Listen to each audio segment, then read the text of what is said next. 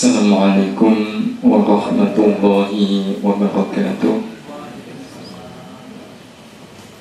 Bapak-bapak dan ibu-ibu, juga saudara dan saudari sekalian, ikhwan wa akhwati fiddin, a'azzakumullah.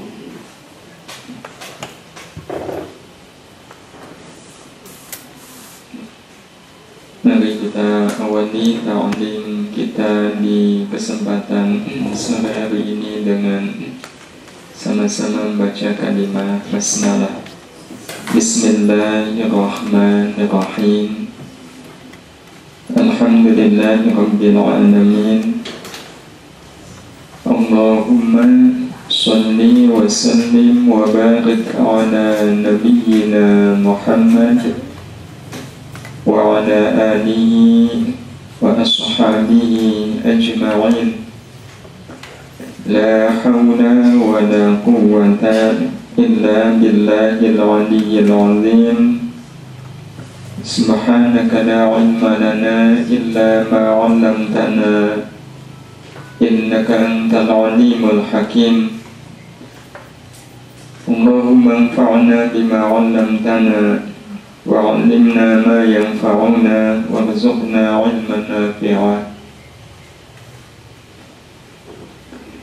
Bapak, Ibu, dan hadirin hadirat sekalian, sore ini kita kembali bertemu untuk melanjutkan kita mengkaji kaidah-kaidah tentang hukum Islam yang kita rangkum dalam nama kajian Qawaid Fiqhiyah.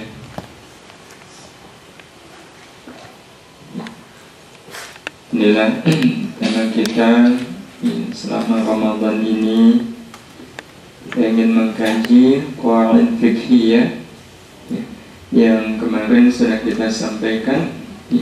Pengertiannya adalah kaidah-kaidah yang disusun oleh para ulama, oleh para fuqaha,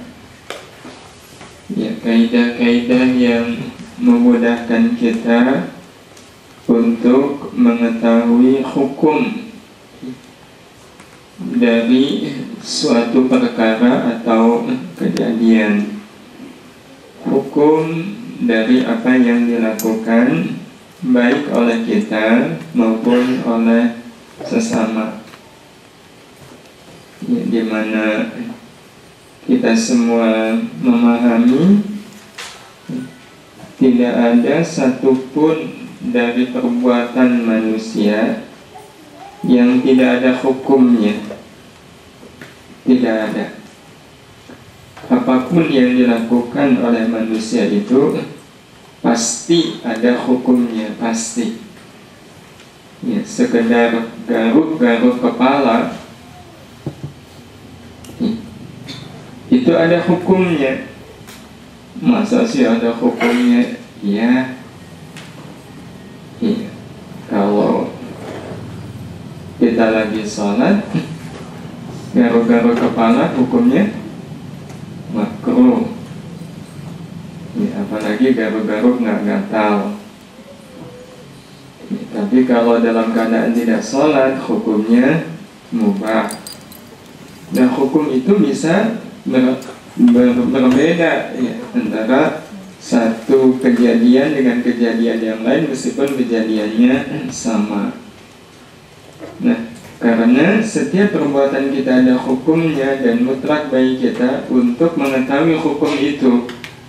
Sebab kalau seandainya ada orang yang melakukan satu tindakan tertentu yang kemudian dia ditanya tentang hukum perbuatan itu, kemudian dia mengatakan saya tidak tahu hukumnya, berarti dia melakukan sesuatu tanpa ilmu. Dia melakukan sesuatu tanpa ilmu. Contoh gampang, ada orang dagang, kemudian ada yang nanya, Bapak, Ibu, ini mau dagang ya? Atau sudah dagang? Iya. Bapak Ibu tahu nggak bagaimana hukum-hukum dagang menurut Islam? Ya, saya rasa saya nggak tahu juga nggak apa-apa. Yang penting pokoknya saya dagang dan dapat untung. Kenapa harus tahu dengan hukum? Nah, kalau kemudian ada orang yang dagang dalam keadaan dia tidak tahu bagaimana hukum dagang menurut Islam, itu ada kemungkinan dia berdagang dengan cara yang salah nggak Bapak Ibu? Ya, ini dia berdagang dengan cara yang tidak sesuai dengan hukum Islam. Sehingga para fuqaha mengatakan bagi siapapun orangnya yang mau dagang, dia wajib mengetahui bagaimana hukum dagang menurut Islam. Wajibnya wajib ain. Jadi dia harus belajar terlebih dahulu bagaimana hukum dagang menurut Islam, karena dia mau melakukannya.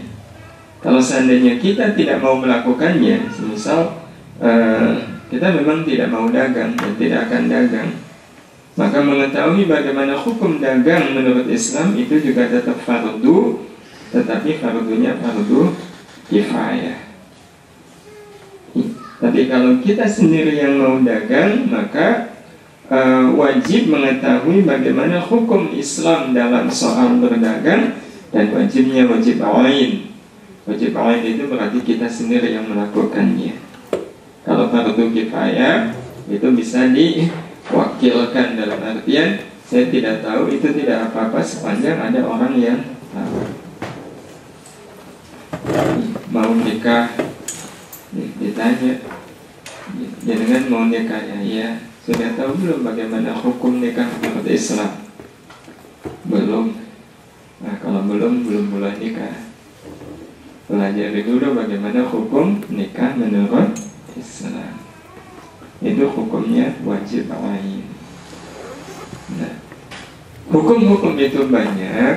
Nah, rangkumannya sekali lagi disusun oleh ulama dalam nama qawaid fiqhiyah, di mana qawaid fiqhiyah itu keseluruhannya ada 5 kaidah pokok. 5 kaidah pokok itu kita sampaikan pada pertemuan yang lalu. Nah, sore ini kita akan memulai dari kaidah yang pertama, yaitu al-umuru bimaqasidiha. Al-umur bimaqasidiha, segala urusan itu bergantung pada maksud dan tujuannya. Perlu kita sampaikan bahwa para ulama di dalam menyusun kaidah-kaidah fikih ini, mereka tidak cuma sekadar asal menyusun. Mereka juga mendasarkannya kepada Quran, mendasarkannya kepada hadis Nabi Sallallahu Alaihi Wasallam. Jadi mereka menyusun kaidah-kaidah fikih ini tetap berpegang pada Quran dan Sunnah. Termasuk kaidah al-umuru bimaqasidiha ini, segala urusan bergantung pada maksud dan tujuannya. Tergeletak HP mahal di jalan, itu berarti ada orang yang jatuh, diambil. Tetapi pada saat ngambil itu tidak ada niat untuk mengumumkan. Tidak ada niat untuk mengumumkan. Nggak ada. Dia ngambil aja. Maka berarti hukum dia mengambil itu apa Bapak Ibu? Nyolong. Dia ngambil itu hukumnya nyolong. Tapi kalau dia ngambil dengan maksud diumumkan, siapa yang merasa kehilangan, diumumkan, maka dia ngambil itu berarti hukumnya tidak hukum mencuri, tetapi mengambil barang temuan. Itu dalam istilah hukum Islamnya disebut mengambil luqatah. Luqatah itu barang yang terjatuh yang ditemukan oleh orang lain. Nah, jadi hukum bergantung pada maksud dan tujuan. Nah, ulama fuqaha menyusun kaidah ini, salah satunya berdasarkan hadis Nabi kita Muhammad sallallahu alaihi wasallam yang sering disebut sebagai hadis Umar bin Khattab. Ya, kenapa disebut hadis Umar? Karena memang hadis ini dari Rasulullah Sallallahu Alaihi Wasallam, tapi sumbernya adalah Umar bin Khattab. Wa'an Amirul Mukminin Abi Hafsah Umar bin Khattab qala, dari Umar bin Khattab, beliau berkata, sami'tu, aku mendengar Rasulullah sallallahu alaihi wasallam yaqul, bersabda. Nah, apa sabda Nabi? Innamal a'malu binniyat wa innama likulli imri'in ma nawa. Faman kanat hijratuhu ila Allah wa rasulihi fa hijratuhu ila Allah wa rasulihi. وَمَنْ كَانَتْ هِجْرَتُهُ لِدُنْيَا يُصِيبُهَا أَوْ امْرَأَةٍ يَنكِحُهَا فَهِجْرَتُهُ إِلَى مَا هَاجَرَ إِلَيْهِ مُتَّفَقٌ عَلَيْهِ. Ini yang menjadi dasar. Hadis ini diawali dari atau dengan innamal a'malu binniyat. Innamal a'malu binniyat, bahwasanya segala amal itu bergantung pada niatnya.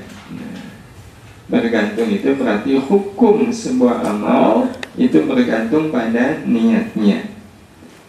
Nah, hukum di sini bisa hukum tentang sah dan batalnya amal, tentang diterima dan ditolaknya amal, termasuk terhadap jenis amal itu sendiri.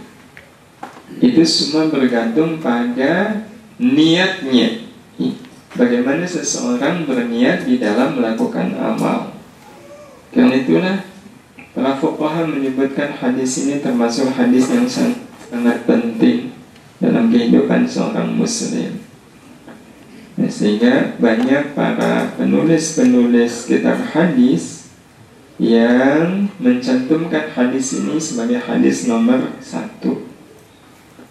Imam Bukhari semisal beliau menulis kitab Sahih Bukhari, hadis pertamanya adalah innamal a'malu binniyat.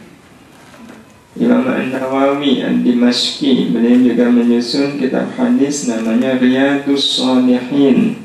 Hadis pertamanya juga innamal a'malu binniyat. Sahabat beliau Imam Nawawi juga, tetapi Imam Nawawi yang lain, Imam Nawawi Al-Bantani, beliau juga menyusun kitab hadis dengan judul Al-Arba'in An-Nawawi. Hadis pertamanya juga innamal a'malu binniyat, bahwasanya segala amal itu bergantung pada niatnya. Contoh semisal sudah ada masjid, tapi tiba-tiba tidak jauh dari masjid itu ada orang bangun lagi masjid yang baru. Nah, ini hukumnya bagaimana? Nah, itu hukumnya bergantung pada niatnya. Bergantung pada niatnya. Kalau niatnya benar, jadi benar. Kalau niatnya salah, jadi salah. Ya, kita bangun masjid baru, habis di masjid itu nggak pakai kunut, ya itu berarti niatnya salah. Kalau cuma karena masalah masjidnya tidak pakai kunut, karena kunut itu bukan persoalan akidah. Habis dia lawan politik saya sengaja bikin masjid yang lebih bagus biar semua orang kalau sholat di tempat kami, bila mana perlu setiap yang sholat pulangnya dikasih oleh-oleh. Tujuannya apa? Biar masjid yang ada itu hancur, nggak ada jamaahnya. Kalau seperti itu jelas menjadi sebuah kejahatan. Amal seseorang bergantung pada niatnya. Termasuk Bapak Ibu yang dirahmati Allah Subhanahu wa Ta'ala, pergi haji, ada niat? Ada. Apa niatnya? Nah, amal seseorang itu nanti akan bergantung pada niatnya. Kalau niatnya biar pulang dipanggil Bu Haja, Pak Haji, ya berarti dia haji hanya sekedar untuk itu. Ya, bisa jadi tidak ada pahala, tidak ada nilai dari ibadah haji dia. Tapi kalau seandainya ada orang berhaji, niatnya apa? Mendekatkan diri kepada Allah. Niatnya karena memang ini sudah menjadi panggilan. Ya, saya dipanggil ya karena saya mampu, kesempatan ada. Ya, saya harus tunaikan panggilan ini agar saya bisa mendapatkan kesempatan dekat dengan Allah Subhanahu wa Ta'ala. Niat seperti ini juga akan mempengaruhi nilai amal seseorang. Termasuk pada saat di Mekah, ya, berebut mencium Hajar Aswad. Niatnya apa? Karena sangat boleh jadi ada orang yang mencium Hajar Aswad, niatnya biar nanti kalau pulang ditanya itu saya bisa cerita. Iya, gimana kalau seandainya saya nggak mencium Hajar Aswad, terus pulang ditanya gimana? Berapa kali mencium Hajar Aswad? Nah, kalau saya bilang enggak, aduh, rasanya kok nggak enak gitu. Nanti orang bisa salah paham ya. Wah, ke Mekah jauh-jauh gak mencium Hajar Aswad, percuma. Nah, itu berarti niat akan menentukan amal. Ya, niat akan menentukan amal dia mencium itu menjadi amal kebaikan atau ya, tidak menjadi amal kebaikan. Ya, tapi kalau seandainya kita mencium Hajar Aswad, kenapa? Karena dulu Rasulullah SAW melakukannya. Saya ittiba', saya mengikuti beliau. Karena beliau mencium, ya saya mencium. Jadi saya mencium bukan semata-mata karena batunya, tetapi karena Rasulullah SAW melakukan perbuatan itu. Nah, kalau niatnya ittiba' mengikuti Rasulullah, bisa jadi itu mau kebaikan. Ya, sebagaimana Umar bin Khattab pada saat beliau mau mencium Hajar Aswad, beliau berkata kepada diri beliau sendiri, ya, dengan objek batu Hajar Aswad, kata Umar, engkau hanyalah batu sebagaimana batu-batu yang lain. Kalau saja Rasulullah tidak mencium kamu, saya pun tidak akan mencium kamu. Itulah Umar bin Khattab. Tauhid beliau kuat. Hal yang sama dengan orang yang berdesak-desakan di Multazam, merapatkan badan ke dinding Ka'bah. Itu juga bergantung pada niatnya. Ya, kalau niatnya biar badan saya ini betul-betul badan yang sakti, sehingga saya bisa cerita jangan macam-macam nih, badan begitu juga pernah merapat di Ka'bah, jadi kebanggaan. Bahkan kemudian merasa karena badan ini sudah menempel ke Ka'bah, berarti badan saya ini punya kekuatan. Nah, berarti apalagi dari awal memang sudah meniatkan begitu. Kalaupun tidak mencapai dindingnya, pakai topinya dilepas nih, digosok-gosokkan ke dinding Ka'bah. Kenapa? Biar saya dapat berkahnya Ka'bah. Nah, maka amal seperti itu bukan lagi menjadi amal kebaikan, karena tidak pernah dituntunkan oleh Rasulullah SAW. Ya, termasuk juga ikut bersama dengan jamaah yang lain naik ke Jabal Nur. Ya, di sana ada Gua Hira. Ya. Untuk apa? Itu perbuatan atau amal naik ke Jabal Nur itu akan bergantung pada niat. Ya, niatnya apa? Ya, niatnya biar untuk cerita, jadi kebanggaan. Nah, itu jadi tidak ada nilainya. Tapi kalau kemudian, ya inilah, saya ingin dapat jelas, saya ingin mewujudkan cinta saya kepada Rasul. Ya, bagaimana dulu beliau naik ya Gua Thur ini, saya ingin merasakan seperti apa yang beliau rasakan dulu. Saya lakukan itu karena saya cinta kepada Rasulullah. Saya ingin tahu saat-saat di mana beliau mendapatkan wahyu yang pertama itu seperti apa suasananya, agar tertanam lebih kuat lagi rasa cinta saya kepada beliau. Tentu ini akan lain bila dibanding dengan niat yang pertama tadi. Sehingga betullah kalau Nabi mengatakan innamal a'malu binniyat. Ya, ini juga hormat sama bendera. Itu niat sangat berpengaruh. Iya, niat sangat berpengaruh.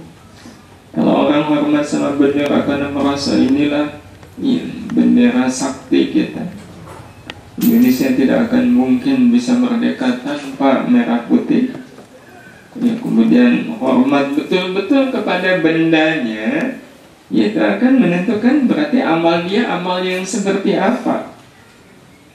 Ya, bisa jadi kalau terlalu berlebih-lebihan, dia sudah mendekati perbuatan syirik. Tanpa merah putih Indonesia tidak mungkin merdeka. Iya, itu berarti sudah mengarah kepada syirik.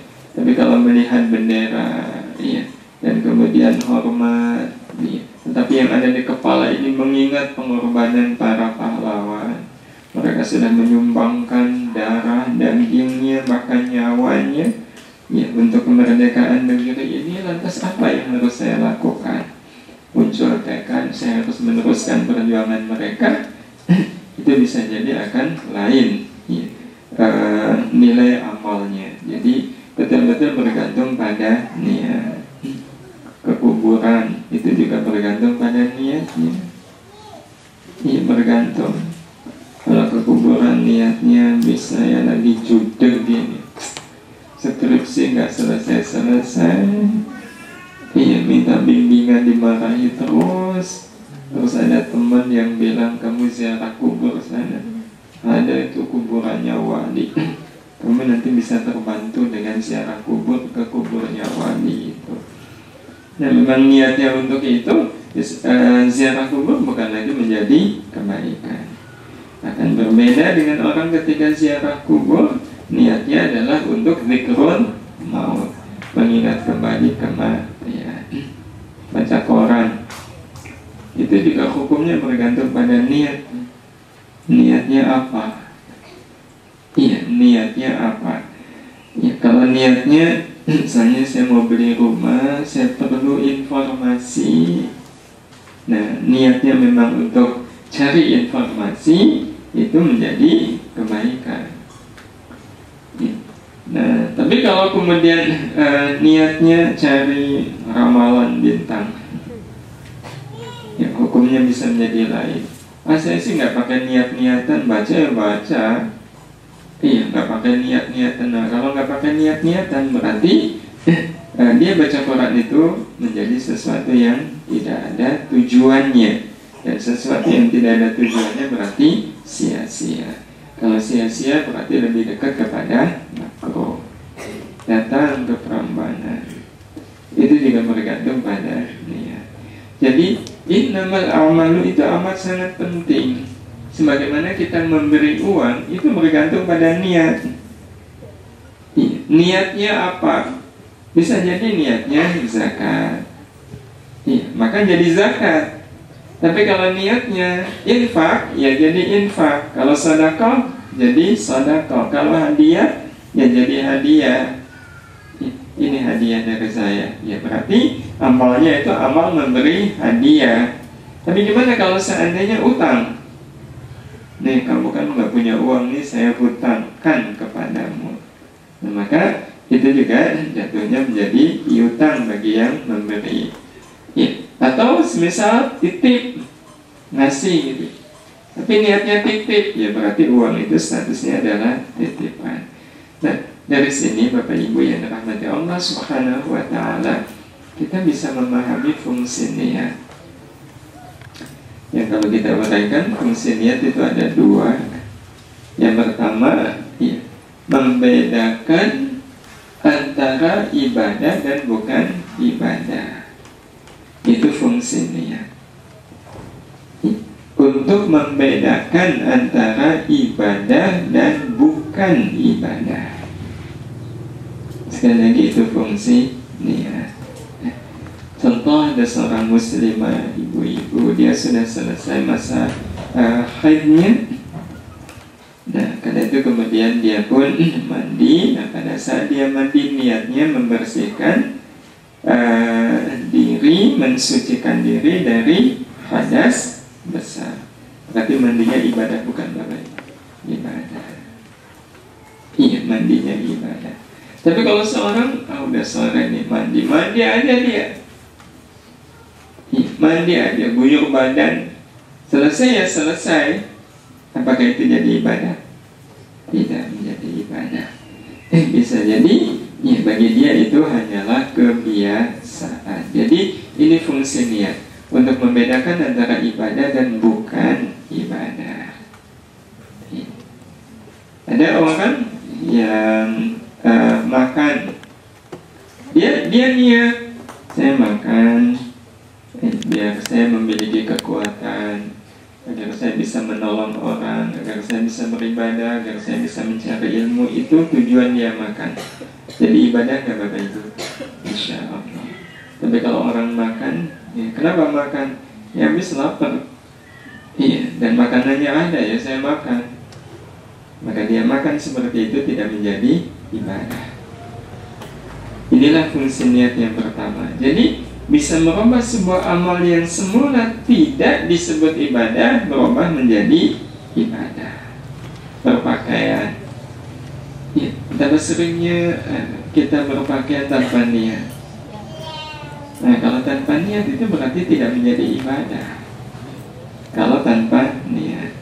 Tapi kalau dengan niat, ya, waktu pakai baju mau sholat itu sengaja memilih yang terbaik dengan niat, ya, lebih ta'zim, lebih mengagungkan Allah, ya, agar pada saat saya sholat, ya, betul-betul pakaian saya juga mencerminkan ta'zim saya kepada Allah Subhanahu wa ta'ala.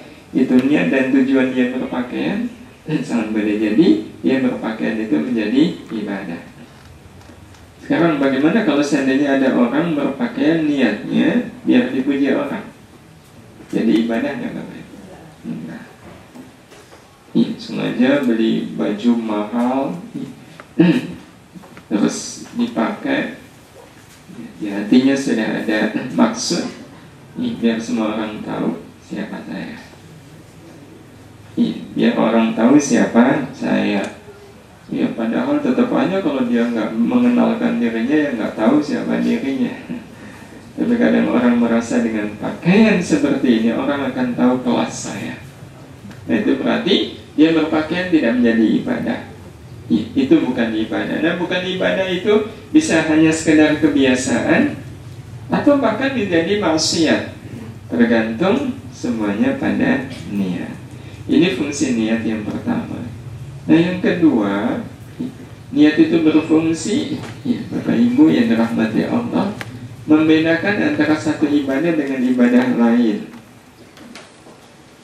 Karena memang ibadah itu juga kadang satu dengan yang lain sama. Iya, sholat zuhur, asar, maghrib, itu kan sama persis. Bedanya cuma waktu saja, ya, waktu dan niat. Sehingga untuk memastikan bahwa saya sholat zuhur itu dengan niat, bahwa yang saya lakukan ini sholat asar adalah dengan niat, saya sholat isya itu juga dengan niat, termasuk juga sholat qabliyah subuh dengan sholat fardu subuh, sama persis. Iya, sama persis. Nah, untuk membedakan, pembedanya adalah niat. Kalau niatnya qabliyah maka menjadi sholat sunnah. Kalau niatnya fardu subuh maka menjadi sholat fardu. Itu fungsi niat dua ini. Nah, Bapak Ibu yang dirahmati Allah Subhanahu wa ta'ala, kalau ada fungsi berarti ada pengaruh. Ini terutama niat dalam kerangka apa yang kita lakukan itu menjadi ibadah. Kalau niatnya adalah niat ibadah, maka ada pengaruhnya. Pengaruh itu yang pertama, an-niyatu syartun lisairil amal bihas shalah wal fasad lil amal. Niat itu menjadi syarat bagi semua amal. Dengan niat, ya, akan terbelahlah amal menjadi baik dan buruk. Jadi buruk baiknya amal itu ada pada niatnya. Ya, buruk baiknya amal, baik buruknya amal itu ada pada niatnya. Yang pada hadis tadi ya, dicontohkan oleh Nabi pada kasus hijrah. Hijrah dari Mekah ke Madinah. Nabi mengatakan kalau hijrahnya itu karena Allah dan karena cinta kepada Rasul, maka ya, hijrah dia itu betul-betul hijrah untuk Allah dan Rasulnya. Tapi kalau hijrah karena si dia sudah pergi duluan, dicari-cari kemana ini si dia, malam Ahad didatangi kok nggak ada. Kemudian diberitahu, oh dia udah hijrah ke Madinah. Oh ya udahlah saya ikut hijrah. Nah berarti hijrahnya karena si dia. Berarti hijrah dia tidak bisa disebut sebagai amal baik, tidak bisa disebut sebagai as-shalah. Hijrah dia menjadi al-fasad, menjadi kerusakan dan kehancuran bagi dirinya. Ini pengaruh niat dalam ibadah. Benar dalam niat akan menjadi kebaikan. Ya, salah dalam niat maka kebaikan itu akan berubah menjadi al-fasad. Ini pengaruh yang pertama. Nah, ada pengaruh niat yang kedua dalam ibadah. Apa itu? La thawaba illa biniyatin. Tidak ada pahala kecuali dengan niat. Tidak ada pahala kecuali dengan niat. Jadi kalau ada orang salat tanpa niat, ketika selesai salat ditanya, Bu tadi salat apa? Ya salat aja. Iya, maksudnya ya pokoknya salat. Iya salatnya salat apa? Gak pakai apa-apa. Nah, pahala itu akan diukur dari niat dia. Pahala itu akan diukur dengan niat dia. Contoh lain, ada orang ngajar. Kenapa? Ya, soalnya sudah MOU 1 jam itu dihargai 50.000. Ya udah saya ngajar. Berarti niat dia ngajar untuk apa? Dapat uang 50.000. Ada pahala? Iya, pahalanya 50.000 di dunia. Tetapi di akhirat tidak ada thawab. Karena thawab itu nanti di akhirat. Iya, nanti di akhirat. Oh kalau begitu nggak dapat apa-apa dong orang yang ngajar.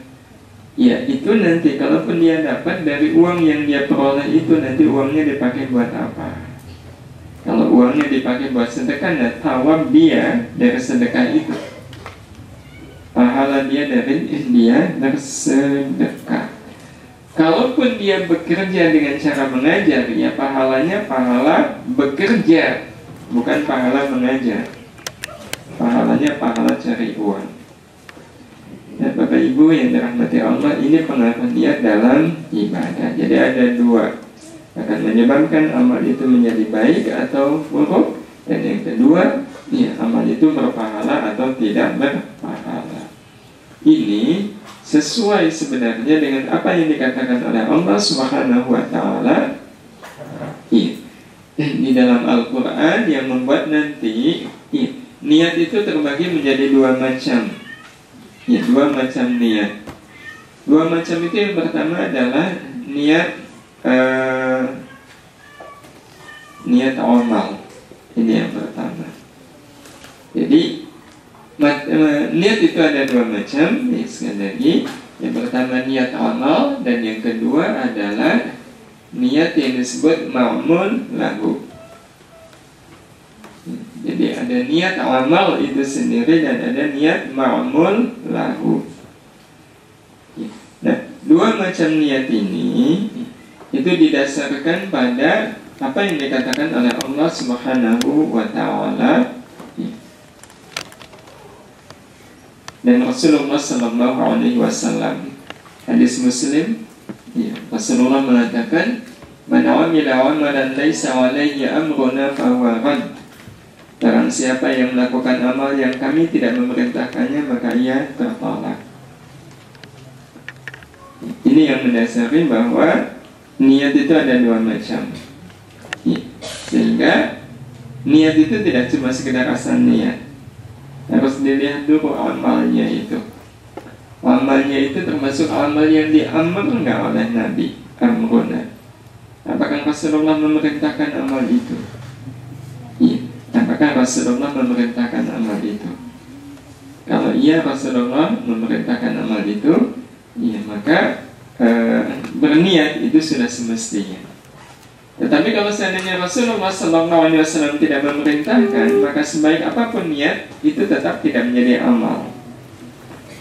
Iya, tetap tidak menjadi amal.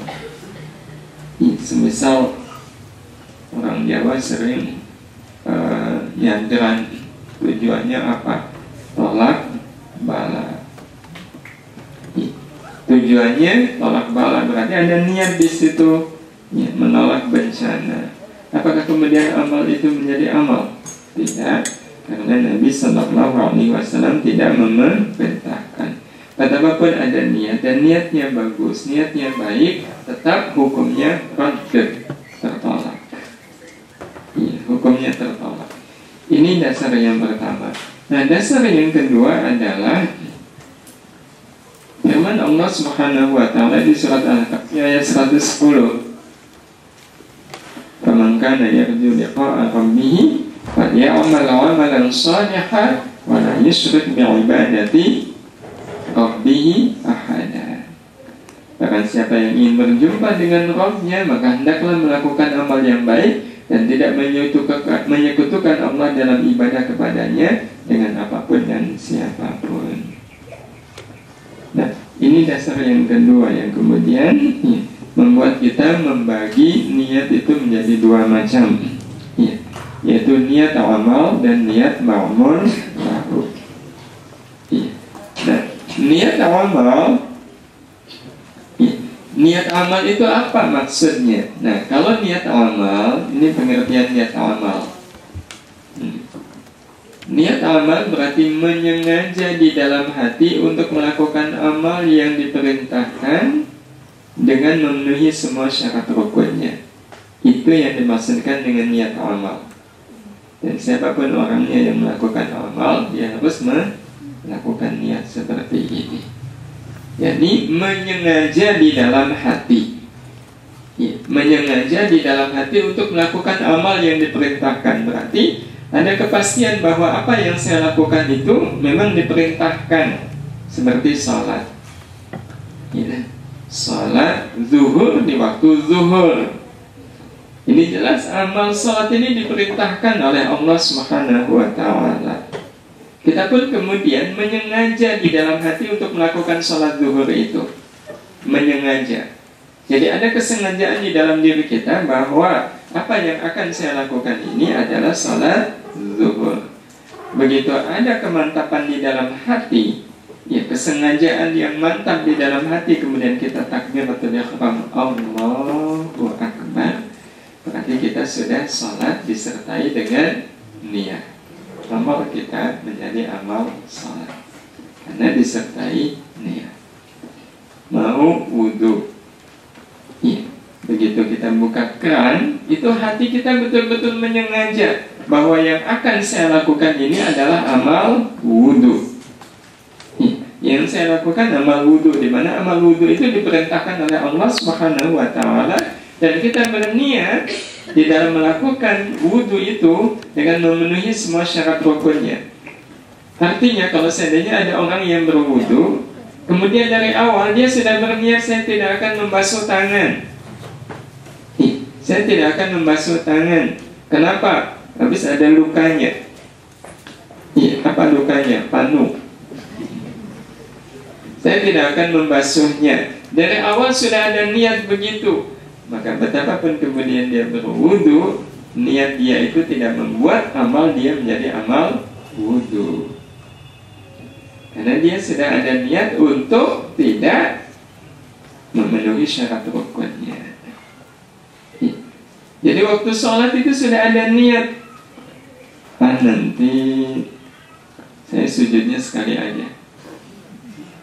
Iya, saya sujudnya sekali aja. Atau nanti pas ruku saya akan langsung sujud. Iya, saya akan langsung sujud. Ngapain bang udah ruku kok pakai bangun lagi? Setelah itu kemudian baru sujud, mendingan langsung aja dari ruku langsung sujud. Sudah ada niat untuk tidak i'tidal, padahal i'tidal termasuk rukun sholat. Maka meskipun dia sudah berniat bahwa apa yang saya lakukan ini adalah amal sholat, itu tidak sah amal dia. Amal dia tidak bisa disebut sebagai sholat, tidak. Ya mungkin semacam gerak badan aja, tapi disebut sholat tidak. Ini yang dimaksudkan dengan niat amal. Ya.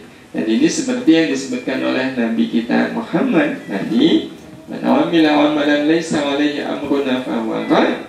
Itulah yang merupakan amal kita, amal yang diperintahkan. Memang ada perintahnya. Ya. Kalau tidak ada perintahnya, maka sebagus apapun niatnya tetap tertolak. Nah, ini pengertian niat amal. Sekarang yang kedua, selain niat amal ada niat yang disebut ma'mul lahu. Nah, niat ma'mul lahu itu apa? Nah, kalau ma'mul lahu berarti menyengaja di dalam hati untuk melakukan amal yang diperintahkan dengan memenuhi semua syarat rukunnya ini semata-mata karena Allah Ta'ala. Ini berarti niat ma'mul lahu. Ini yang disebut dengan niat ma'mul lahu. Jadi yang kuning ini adalah niat amal, nah yang biru ini niat ma'mul lahu. Bahwa saya melakukan semuanya itu betul-betul karena Allah Subhanahu wa Ta'ala. Wudu saya ini betul-betul karena Allah. Betul-betul karena Allah. Salat saya ini juga karena Allah.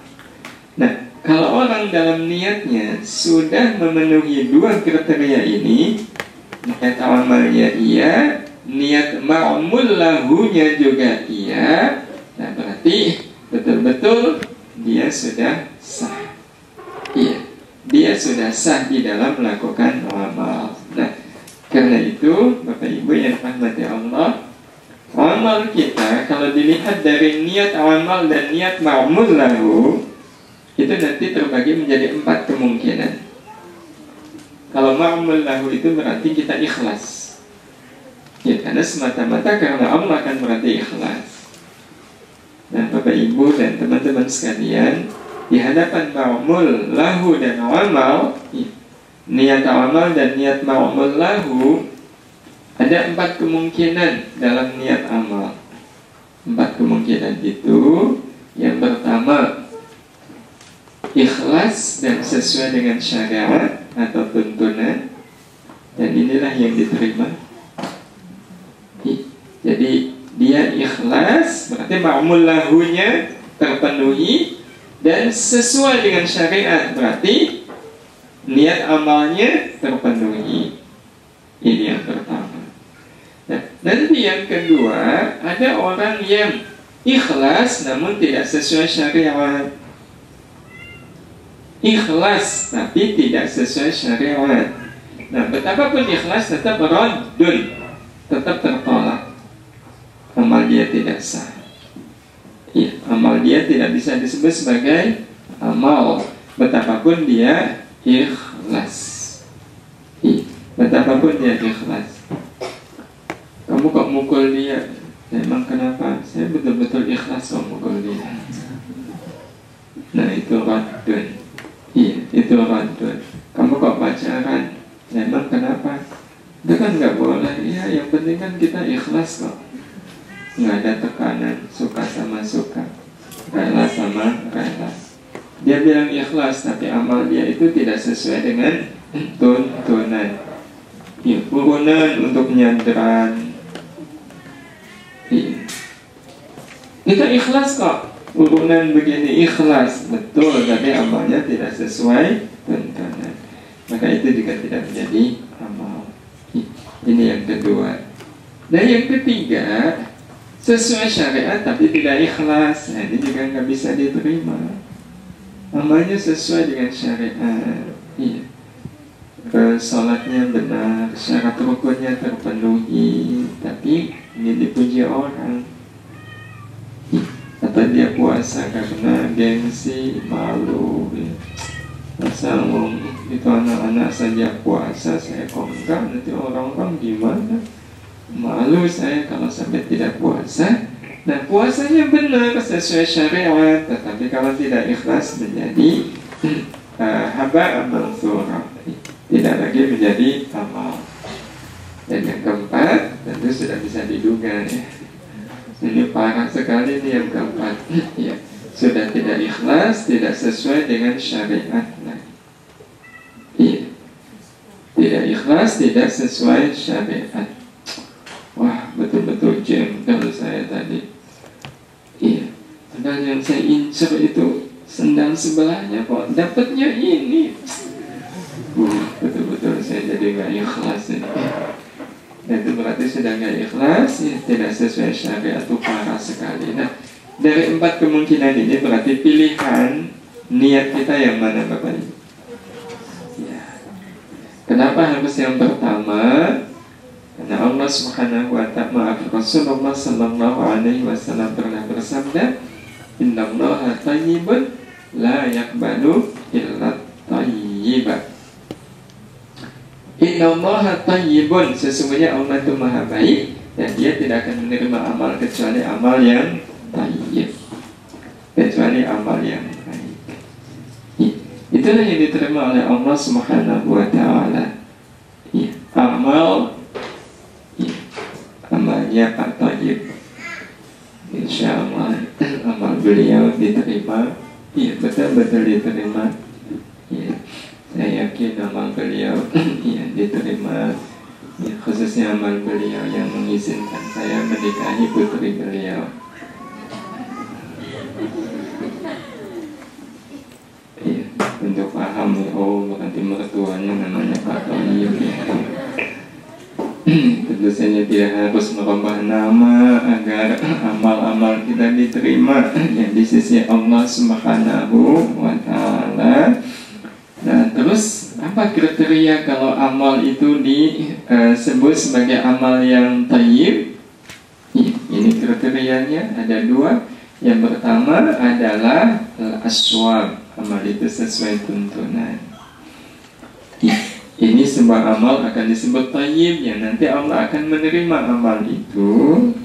Yang pertama adalah kriterianya al-aswab, maknanya sesuai tuntunan. Jadi ada dasarnya di Quran, ada di hadis, ada. Meskipun sangat mungkin dalam soal al-aswab ini ada perbedaan, nggak masalah. Ya, kalau sama-sama ada dasarnya, kita tidak bisa mengatakan itu yang kunut tidak ada tuntunannya, nggak bisa. Karena yang kunut pun ada dasarnya. Itu orang kok baca Al-Fatihah nggak pakai basmalah, itu nggak ada tuntunannya, enggak. Karena yang tidak baca, tidak dijaharkan basmalahnya waktu Al-Fatihah saat sholat, itu mereka juga punya dasar, punya tuntunannya. Jadi tidak ada masalah kalau seandainya dalam kriteria al-aswab ini ada perbedaan, nggak ada masalah. Jadi betul-betul ada tuntunannya. Ini yang pertama. Nah, yang kedua, sebuah amal dikatakan thayyib manakala memenuhi kriteria al-akhlas, khalis, yang artinya murni, yakni amal itu murni semata-mata karena Allah.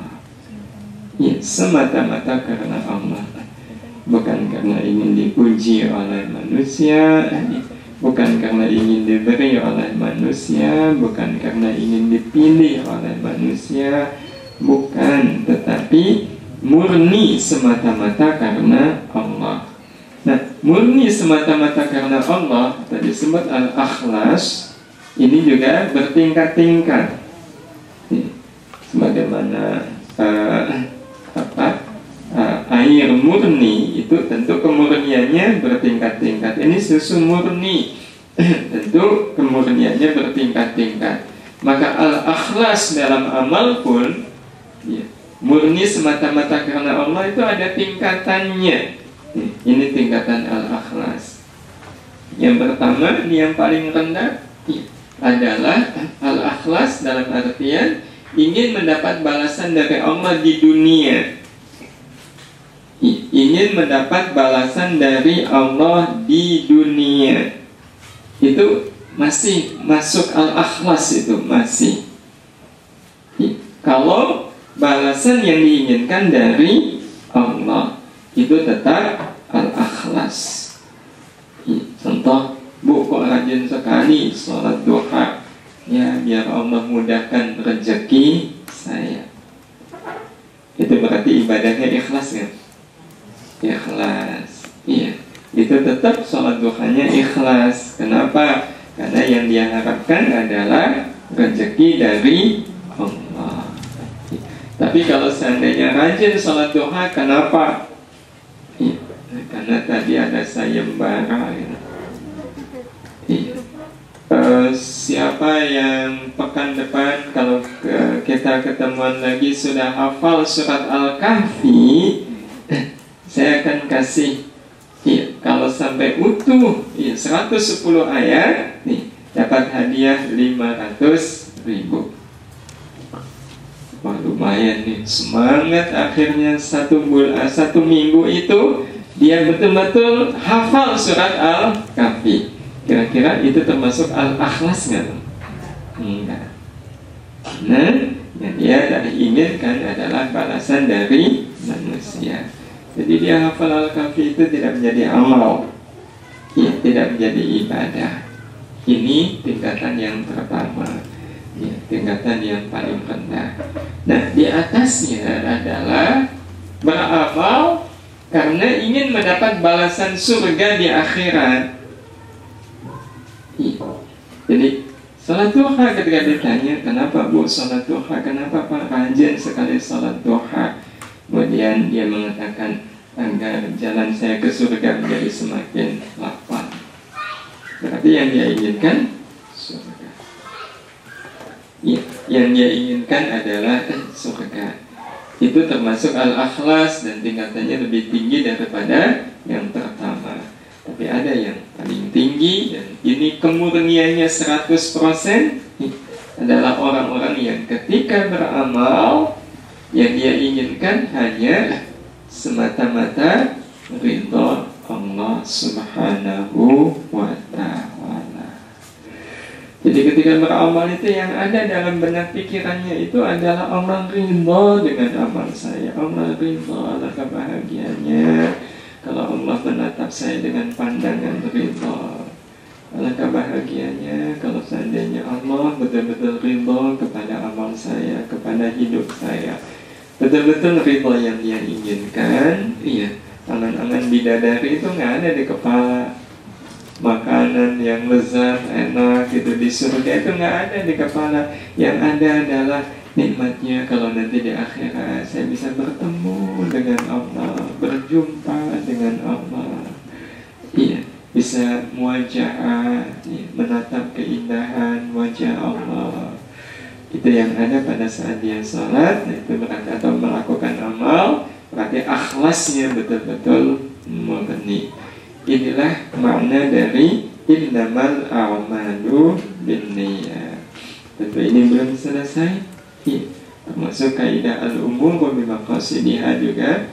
Mungkin mudah-mudahan nih satu kali pertemuan lagi kita bisa tuntaskan kaidah al-umur bimaqasidiha ini. Wallahu a'lam.